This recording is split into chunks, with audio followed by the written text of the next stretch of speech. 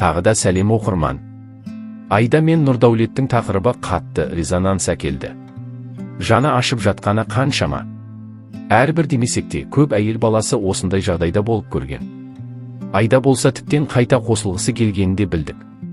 Тек Нұрдәулеттің пауза қояйық деген сөзін түсінбей кетіп қалғаны көрінеді. Түйіндесек осы сөз айтылмаса қаншама тағы шыдар еді Айда. Жалпы ортаға аруына түсті деген болатын, бірақ олар өзара сөйлесіп бәрін шешкен секілді. Ал Нұрдәулеттен ешқандай хабар жоқ.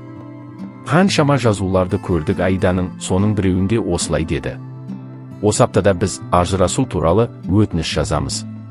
Иә, мен оны сағындым, қиналам. Өйткені мен еш нәрсеге қарамастан оны жақсы көремін. Бірақ мен бұл әрі қарай жаман болатынын білемін.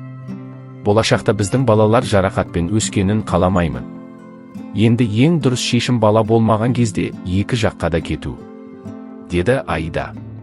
Және де өзінің жарақаттарын видеоға салып осылай жазып кетті. Өтінемін, негативсіз, қарғыссыз, жаман хатсыз, жанжалсыз.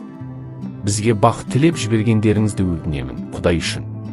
Соңғы өтінішім, деп сұраған болатын оқырмандарынан Айда. Осы тақырып әрі жақсыға ұласып кеткенін қалаймыз.